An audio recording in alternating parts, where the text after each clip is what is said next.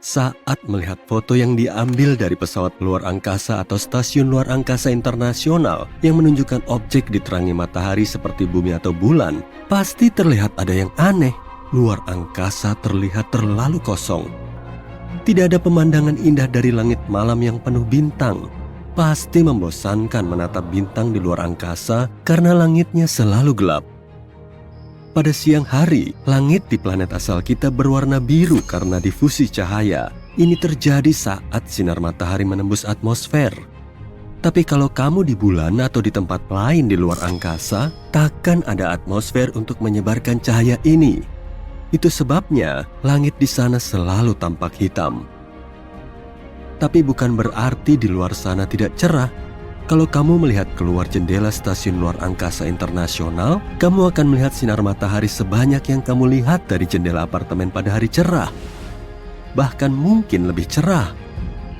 Saat mengambil foto di hari yang cerah, kamu mungkin menggunakan exposure pendek bersama pengaturan bukaan sempit di kameramu. Dengan begini, hanya semburan cahaya pendek yang bisa masuk. Ini mirip cara pupil kita berkontraksi di bawah sinar matahari supaya tidak harus menerima terlalu banyak cahaya. Dan karena di luar angkasa sama terangnya, prosesnya sama saat kamu memotret objek yang diterangi matahari. Dengan menggunakan exposure pendek, kamu bisa mendapatkan foto bumi atau permukaan bulan yang indah dan terang. Tapi artinya, takkan ada bintang di fotomu. Dari atas sana, bintang-bintang relatif redup dan tidak memancarkan cukup cahaya untuk muncul di foto yang diambil dengan pengaturan seperti ini. Planet kita punya langit biru yang perlahan menjadi jingga kemerahan yang indah saat senja dan fajar. Tapi kalau kamu bisa mendapatkan kesempatan untuk melihat matahari terbenam di Mars, yang kamu lihat adalah sebaliknya. Langit siang berwarna jingga kecoklatan yang berubah kebiruan saat matahari terbenam. Pertama-tama, Mars lebih jauh dari matahari dibanding bumi. Jadi, saat melihat matahari dari permukaan Mars, tentu saja pemandangannya terlihat lebih redup dan lebih kecil. Dan bukan hanya itu, matahari yang diamati dari Mars hanyalah titik putih kebiruan yang dikelilingi oleh halo biru. Atmosfer tipis planet merah ini mengandung partikel debu besar yang menciptakan efek bernama pembiasan Mie. Ini terjadi saat diameter partikel di atmosfer hampir sama dengan panjang gelombang cahaya yang dibiaskan. Efek ini menyaring cahaya merah dari sinar matahari, jadi hanya cahaya biru yang sampai ke matamu di Mars. Kenapa bumi tak punya cincin? Semua raksasa gas di tata surya kita, Jupiter, Saturnus, Uranus, dan Neptunus punya cincin seperti ini. Sedangkan planet berbatu yaitu Merkurius, Venus, Bumi, dan Mars tidak. Ada dua teori tentang pembentukan cincin di sekitar planet. Mereka mungkin hanya sisa material dari masa ketika planet ini baru terbentuk. Atau mungkin merupakan sisa-sisa bulan yang dihancurkan oleh tabrakan dengan objek antariksa atau terkoyak oleh tarikan gravitasi planet induknya. Raksasa gas terbentuk di bagian terluar tata surya kita, sedangkan semua planet berbatu di bagian dalam. Jadi, mungkin planet dalam lebih terlindungi dari potensi tabrakan yang bisa membentuk cincinnya? Ada juga lebih banyak bulan di wilayah luar tata surya, yang menjadi alasan lain planet-planet di sana punya cincin. Selain itu, planet yang lebih besar punya gravitasi lebih kuat. Artinya mereka dapat menjaga cincin mereka tetap stabil setelah terbentuk. Beberapa ahli meyakini bumi pernah punya sistem cincin. Sebuah objek seukuran Mars mungkin telah menabrak planet asal kita yang mungkin menciptakan cincin puing-puing padat di sekitarnya. Beberapa ilmuwan berpikir puing-puing ini tidak membentuk cincin, melainkan apa yang kini kita kenal sebagai bulan. Mungkin ada planet raksasa yang bersembunyi di tepi tata surya, jauh di luar Neptunus. Para ilmuwan menyebut dunia hipotetis misterius ini sebagai planet 9. Jika memang ada, bentuknya mungkin mirip Uranus atau Neptunus dan 10 kali lebih besar daripada planet asal kita. Ini kemungkinan akan mengelilingi matahari, tapi di bagian terluar tata surya, sekitar 20 kali lebih jauh dari Neptunus. Teori menarik lainnya mengatakan bahwa planet 9 sebenarnya bisa menjadi lubang hitam seukuran limau gedang yang melengkungkan ruang dengan cara sama seperti planet besar. Meski kita pernah mengira zat ini langka di luar angkasa, air sebenarnya ada di seluruh tata surya kita. Misalnya, kamu bisa menemukan di asteroid dan komet. Air juga ada di kawah bulan dan Merkurius. Kami belum tahu apakah ada cukup air untuk mendukung koloni manusia jika kita memutuskan pindah ke sana.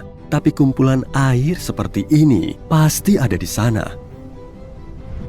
Mars juga punya air di kutubnya. Sebagian besar tersembunyi di lapisan es dan mungkin di bawah permukaan planet yang berdebu. Europa, bulan Jupiter, juga punya air. Ini kandidat paling mungkin untuk menampung kehidupan di luar bumi. Mungkin ada lautan air cair di bawah permukaannya yang beku. Europa mungkin mengandung air 2 kali lebih banyak dari gabungan semua lautan di bumi. Neptunus ternyata hangat. Meski jaraknya 30 kali lebih jauh dari matahari dibanding planet kita dan menerima lebih sedikit sinar matahari, Neptunus memancarkan lebih banyak panas daripada yang didapatnya. Neptunus juga punya aktivitas jauh lebih banyak di atmosfernya, terutama jika kamu membandingkannya dengan tetangganya, Uranus. Kedua planet ini memancarkan jumlah panas yang sama, meski Uranus jauh lebih dekat ke matahari dan tak ada yang tahu penyebabnya. Neptunus punya angin kencang yang mencapai kecepatan 2.400 km per jam. Bisakah mereka menghasilkan panas ini? Atau mungkin karena inti planet atau gaya gravitasinya? Ada lubang hitam besar yang meluncur di luar angkasa dengan kecepatan 8 juta km per jam. Para ilmuwan menemukannya menggunakan teleskop luar angkasa Hubble. Mereka meyakini beratnya setara 1 miliar matahari. Itu seharusnya berada di pusat galaksi rumahnya, tapi sejumlah gaya gravitasi mendorongnya. Pada satu titik, lubang hitam ini melepaskan diri dari galaksinya dan terus menjelajahi alam semesta. Untungnya, itu masih 8 miliar tahun lagi.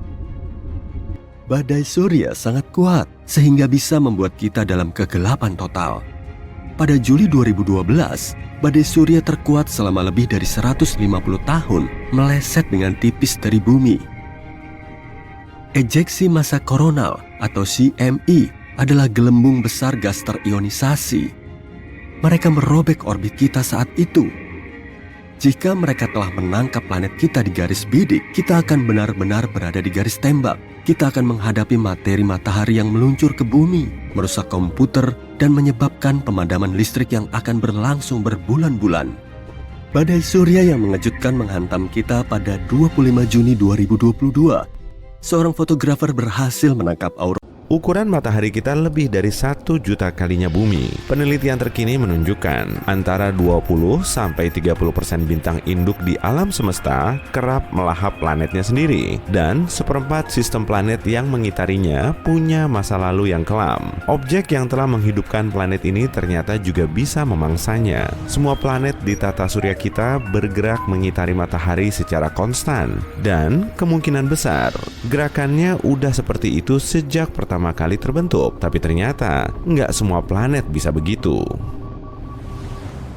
Kondisi yang amburadul telah bikin tata surya kita punya banyak planet, sampai kemudian matahari melelehkannya. Jarak antar objek di tata surya sangat selaras dan seimbang, sehingga gravitasi planetnya nggak saling mengintervensi. Gaya gravitasi di Jupiter jauh lebih kuat daripada di bumi, dan kalau terlalu mepet ke Jupiter, planet kita akan berubah jadi satelitnya. Ukuran Jupiter sangat jumbo, dan kalau bumi kita seukuran anggur, Jupiter akan sebesar bola basket. Dengan teknologi termutakhir saat ini pun, para ilmuwan masih kesulitan loh untuk nentuin kalau bintang induk ternyata bisa memburu planetnya sendiri. Jadi, untuk mencari tahunya, mereka perlu mengamati sistem biner. Jadi sederhananya, sistem biner adalah tata surya dengan 2 bintang yang saling mengorbit. Dan biasanya 2 bintang ini terbentuk dalam kurun waktu yang sama dengan gas pembentuk dan kondisi yang juga sama. Maka kandungan unsurnya juga kurang lebih sama.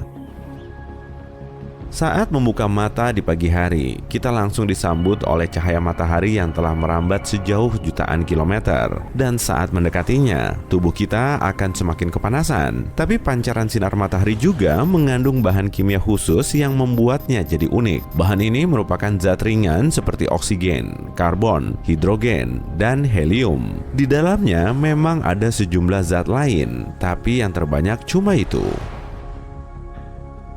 Dengan mengamati keempat unsur ini, ilmuwan bisa menyingkap sejarah pembentukan tata surya dan mereka bisa tahu kalau prosesnya telah berlangsung mulus atau malah amburadul. Mereka juga telah mengamati 107 sistem biner yang terdiri dari bintang seperti matahari dengan menganalisis cahayanya. Karena tiap sistem terdiri dari 2 bintang induk, mereka juga membandingkan keduanya untuk mencari perbedaan. Dari pengamatan para ilmuwan, bintang yang lapisan luarnya lebih tipis punya unsur yang berlainan dari pasangannya. Semua bintang induk mengandung unsur ringan, tapi ada juga yang terdiri dari unsur berbatu seperti besi, silikon, dan titanium. Unsur ini punya keterkaitan dengan medan kasar yang terdapat di permukaannya, tapi ternyata sebagian unsur juga terbang di angkasa. Kalau lapisan luarnya tipis, berarti di situ ada banyak zat besi. Sejumlah bintang terbentuk secara berpasangan. Bahkan, kebanyakan bintang di galaksi Bima Sakti berpasangan dalam sistem biner. Artinya, matahari kita terbilang unik karena cuma sendirian. Tapi sejumlah teori menyatakan kalau matahari kemungkinan telah ditinggalkan kembarannya di masa lalu. Bintang berjarak sekitar 184 tahun cahaya ini dinamakan HD 186302. Bisa aja kan kalau bintang ini emang pernah jadi kembaran matahari?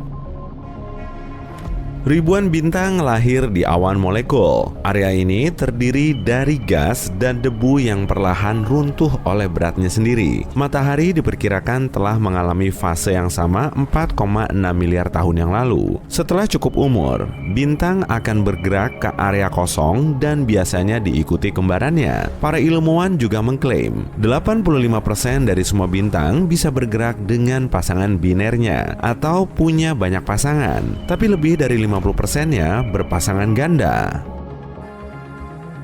Sayangnya, kita cuma bisa melihatnya dengan jelas setelah bintang ini terpisah dari orbit aslinya bertahun-tahun silam. Malahan, jejaknya masih bisa dicari di awan Oort atau area luas yang terdiri dari komet, batuan kosmik, dan es di tepi luar tata surya kita. Awan Oort bisa melayang-layang karena lokasinya jauh dari jangkauan gravitasi matahari. Awan ini juga gampang keluar dari orbitnya menuju luar angkasa. Saat melalui area ini, kita seolah-olah sedang melintasi ruang hampa di luar angkasa. Sebagian unsur ringan di luar angkasa juga mengandung unsur berbatu yang seharusnya cuma ada di permukaan planet. Hal ini disebabkan oleh bintang yang mendepak planet dari orbit lalu melahapnya saat jaraknya terlalu mepet. Peristiwa yang sama juga akan terjadi kalau bintang terus membesar lalu mulai menelan semua objek di sekitarnya. Menurut para ilmuwan, saat menelan planetnya sendiri, bintang seperti ini akan jadi kacau balau dan berputar cepat hingga akhirnya hancur lebur. Tapi tenang aja, matahari kita kemungkinan nggak akan memakan planetnya dalam waktu dekat kok. Bintang terbentuk saat awan hidrogen dan helium membesar hingga runtuh oleh beratnya sendiri. Tekanan dan suhunya terus naik ke level ekstrim. Setelah kehilangan elektron, atom hidrogen akan mengalami reaksi fusi, lalu melepaskan energi untuk melawan gravitasi yang runtuh. Tapi setelah gaya gravitasinya mampu menahan reaksi fusi hidrogen, bintang akan membesar dan menjadi raksasa merah. Dan 1 miliaran tahun kemudian, hidrogen di inti luar akan hilang, meninggalkan banyak helium yang akan berfusi dengan unsur lain.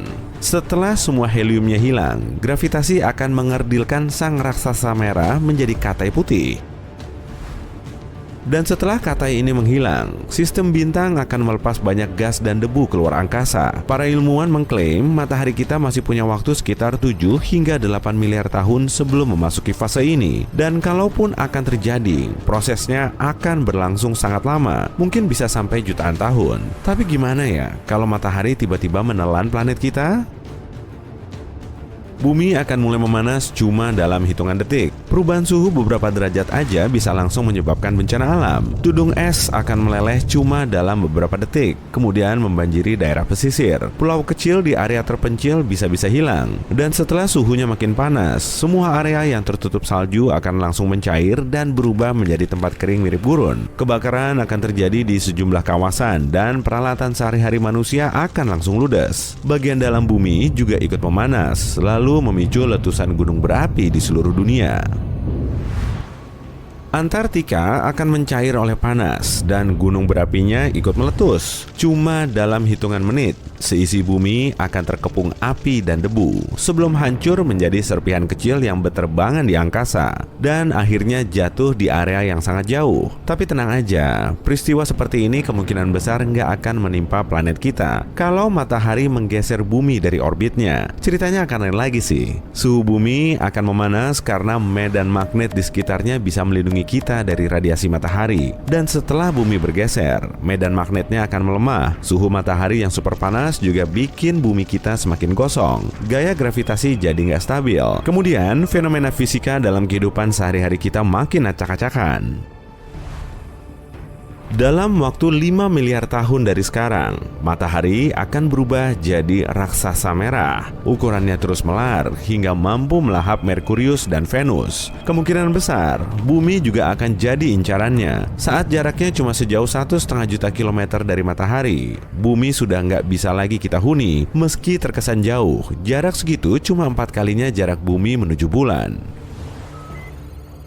Dengan mendeteksi komposisi kimia pada sinar bintang yang lokasinya lebih jauh, para ilmuwan bisa nemu planet lain seperti bumi. Karena atmosfer di sekitar bintang pemangsa ini telah mengubah komposisi kimianya, mereka bisa tahu tata surya mana aja yang dulunya lebih tenang. Tapi yang perlu digarisbawahi, planet ini harus punya siklus orbit yang sesuai. Kalau orbitnya nggak terhalang objek lain, berarti planet ini bisa kita asumsikan mirip dengan bumi, dan kemungkinan besar bisa dihuni. Tapi proses ini memerlukan waktu yang sangat lama, sebab di dekat kita saja ada jutaan bintang yang mirip dengan matahari. Peluang kita untuk bisa nemu planet seperti bumi masih sangat tipis. Dan kalaupun ada, di planet tersebut kemungkinan ada kehidupan. Kita juga nggak tahu pasti kalau penghuninya secerdas manusia, tapi mungkin mereka telah mengalami evolusi yang sama. Tabrakan bintang terjadi setiap sekitar 10.000 tahun sekali dan menjadi pemandangan yang super menakjubkan. Tapi, kalau jaraknya sejauh puluhan hingga ratusan tahun cahaya dari bumi sih, kalau satu bintang menabrak matahari kita, akibatnya akan terjadi kehancuran global dan tidak akan ada yang tersisa. Kalaupun terjadi, kemungkinan besar disebabkan oleh bintang pengembara. Objek langit ini merupakan bintang yang tidak terikat oleh gravitasi galaksi manapun sehingga melayang bebas di luar angkasa. Ada 2 bintang seperti ini yang pernah memasuki tata surya kita loh. Namanya bintang Scholz. Sistem biner ini terdiri dari bintang Katai merah yang bobotnya sekitar 86 kali lebih berat dari Jupiter dan bintang Katai coklat yang 65 kali lebih berat dari Jupiter. Sekitar 70.000 tahun yang lalu, kedua bintang ini mendekati batas tata surya kita, awan Oort. Awan ini adalah sejenis perisai komet dan benda kosmik yang mengelilingi tata surya kita. Saat itu, manusia sudah diciptakan dan kemungkinan sudah mulai menyebar ke seluruh dunia dari Afrika. Dan bisa jadi mereka menyaksikan cahaya merah redup di langit malam. Meskipun bintang Scholz melintas pada jarak sejauh 0,8 tahun cahaya, medan gravitasinya sangat terpengaruh oleh gerakan benda kosmik lain. Nah, bagaimana kalau bintang itu tidak cuma numpang lewat, tapi mengarah langsung ke pusat tata surya kita, yaitu matahari? Ilmuwan menyatakan kejadian ini mungkin saja terjadi dalam 1,3 juta tahun mendatang. Perkenalkan, Gliese 710. Beratnya 60% dari berat matahari dan bergerak dengan kecepatan konstan menuju bumi. Seperti manusia yang hidup 70.000 tahun yang lalu, kita akan bisa melihat cahaya dari Katai oranye ini dengan mata telanjang. Terlebih dulu, Gliese 710 akan mendekati perisai kita, yakni awan Oort. Medan gravitasi bintang ini akan menangkap beberapa meteorit dan menghempaskannya ke segala arah. Jumlah meteorit yang jatuh ke bumi mungkin akan meningkat 10 kali lipat. Kemudian, Gliese 710 akan melewati semua planet, menghancurkannya satu persatu, lalu menyebarkan serpihannya ke seluruh tata surya. Meski sebelumnya meteorit kecil tidak terlalu mengancam, kondisinya berubah jadi semakin menakutkan. Serpihan planet seukuran meteorit yang melenyapkan dinosaurus dari muka bumi akan meluncur langsung ke arah kita. Bintang itu terus saja mendekati matahari. Kalaupun kita selamat dari pecahan-pecahan planet tetangga kita yang hancur itu, Gliese 710 masih tetap mengarah ke planet kita. Gravitasi dan suhu akan menghancurkan bumi kita, namun pemandangan yang mengerikan ini tentu saja tidak akan ada yang melihatnya. Manusia pasti telah mengungsi dari bumi jauh-jauh waktu sebelumnya. Bumi, Venus, Merkurius, Gliese 710 telah mendekati matahari. Bintang yang lebih kecil akan mengorbit bintang besar dan perlahan mendekatinya dengan gerakan spiral. Lambat laun, kedua bintang ini akan menyatu dan kalau berat totalnya berlebih, terjadilah bencana. Suhu bintang pengembara ini akan naik dan reaksi nuklir di dalamnya bertambah cepat. Sedikit demi sedikit, bagian dalamnya memanas hingga suhunya kritis. Lalu, supernova akan meledak. Dalam beberapa detik, semua substansi bintang tersebar ke angkasa. Terjadilah ledakan dahsyat yang akan memusnahkan semua yang masih ada di tata surya kita. Tapi sejauh ini, Gliese 710 masih berjarak 64 tahun cahaya dari bumi, sehingga masih ada kemungkinan rutenya berubah dan lintasannya tidak mengkhawatirkan. Bagaimana kalau dua bintang unik lain bertabrakan? Kamu pernah dengar bintang neutron kan? Bentuknya sangat kecil, diameternya cuma sekitar 20 km, tapi beratnya setara dengan berat matahari. Bola pijar ini sangat berat, tabrakan bintang neutron bisa menyebabkan salah satu fenomena paling misterius di alam semesta. Dua bintang neutron jatuh ke medan gravitasi bintang neutron lain. Saat bergerak, keduanya saling mendekat dalam gerakan spiral. Saat hampir bertabrakan, bisa terjadi dua skenario yang berbeda. Kalau beratnya relatif kecil, berat gabungan keduanya setelah bertabrakan akan memberi kehidupan pada bintang neutron baru. Tapi kalau keduanya lebih berat, bobotnya akan melebihi titik kritis saat bertabrakan. Akibatnya, terbentuk medan magnet super kuat hingga triliunan kali lipatnya dari bumi. Semua ini terjadi hanya dalam 1 atau 2 milidetik dan disertai kilatan cahaya yang menyilaukan. Inilah ledakan sinar gamma pendek dan merupakan peristiwa elektromagnetik paling terang dan paling kuat di alam semesta. Kemudian, muncul piringan hitam di lokasi tumbukan antar bintang neutron, lubang hitam. Menurut para ilmuwan, peristiwa ini bisa menyebabkan munculnya objek ini. Lubang hitam punya bobot yang sangat besar, sehingga bisa membengkokkan ruang dan waktu di sekitarnya. Gaya gravitasinya juga kuat. Kalau suatu benda terlalu dekat dengan lubang hitam, kemungkinan besar tidak akan bisa lolos darinya. Bahkan foton cahaya, partikel tercepat di alam semesta, tidak mampu melepaskan diri dari cengkraman lubang hitam. Oh ya, lubang hitam ultramasif ada di pusat galaksi Bima Sakti kita loh. Bobotnya bisa jutaan, bahkan miliaran kali lebih berat dari matahari.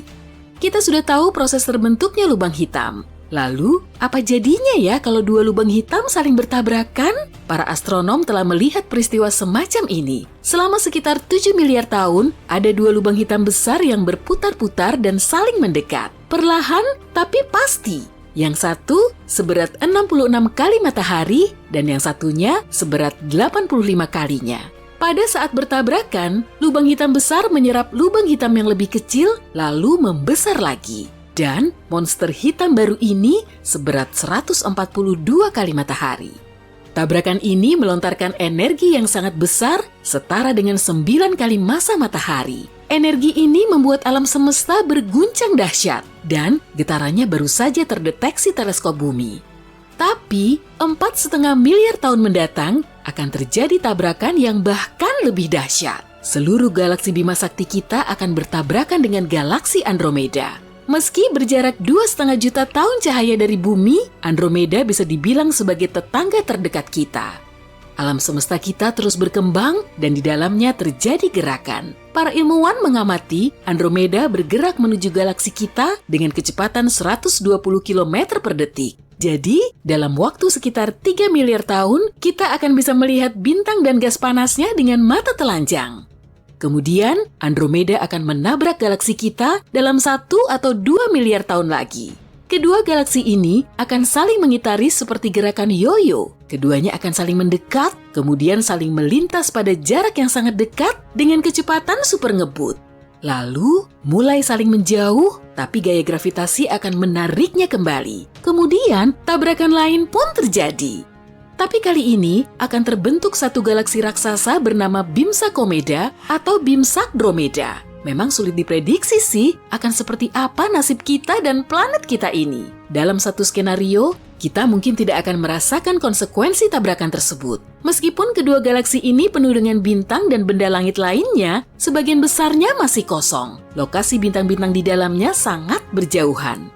Misalnya saja, matahari kita seukuran uang koin, maka bintang terdekatnya yaitu Proxima Centauri kurang lebih akan sejauh jarak dari Bandung ke Surabaya, atau sekitar 725 km. Jadi, ada banyak ruang di antara bintang-bintang di galaksi. Nah, ini skenario kedua yang mungkin bisa terjadi. Tata surya kita akan tertinggal sendiri di luar angkasa yang gelap. Saat kedua galaksi ini bertabrakan dan saling berputar, banyak bintang yang akan terlontar seperti terlempar dari ketapel.